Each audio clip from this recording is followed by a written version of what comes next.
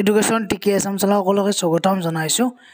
আৰু বন্ধুসকল বহুতে অপেক্ষা কৰি আছে যে আমাৰ যে মিউচুৱেল ট্ৰান্সফাৰ শিক্ষকৰ বিশেষকৈ অলপ এক্সট্ৰাকৈ যিহেতু হ'ব মানে বাকী ডিপাৰ্টমেণ্টৰ এটাই পৰ্টেল আছিল স্বাগত পৰ্টেল আছিল স্বাগত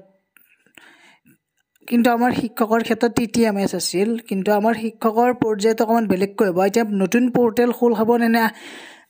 আগৰ যেটো TTMS আমাৰ টিচাৰ ট্ৰান্সফাৰ যেটো পৰ্টেল আছিল সেইটো খোল খাই সেইটো আমি গম পোৱা যাব 2-4 দিনৰ ভিতৰত এই কথা আমাৰ স্পষ্ট হৈছে ইতিমধ্যে গতিকে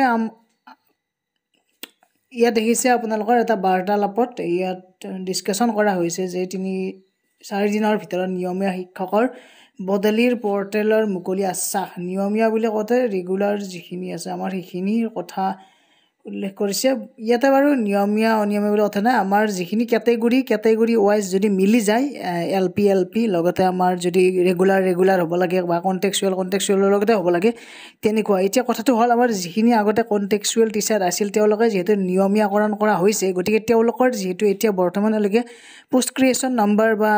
সেন্সেশন নাম্বাৰ তেনেকুৱা নাই গতিকে তেওঁলোকে পাৰিব না নোৱাৰে ইয়াত পাৰিব বুলি আমাৰ শিক্ষামন্ত্ৰী মহোদয়ে কেইদিনমান আগত আমাক কৈছিলে গতিকে আমি এতিয়া পৰ্টেলটো যেতিয়া ওপেন হ'ব তেতিয়া আমি গোটেইখিনি কনফাৰ্ম হ'ম গতিকে 2-4 দিন অপেক্ষা কৰক হোলিৰ পিছতে আপোনালোকৰ পৰ্টেল খোল খাব গতিকে এইখিনি আছিল এটা আপডেট আৰু কিবা যদি আপডেট আহি যায় মই আপোনালোকক ভিডিওৰ যোগেদি আপোনালোকক জনাবলৈ চেষ্টা কৰিম সকলোৱে সাবস্ক্ৰাইব কৰি ৰাখক চেনেলটো আজিলৈ ইমানেই ধন্যবাদ থেংক ইউ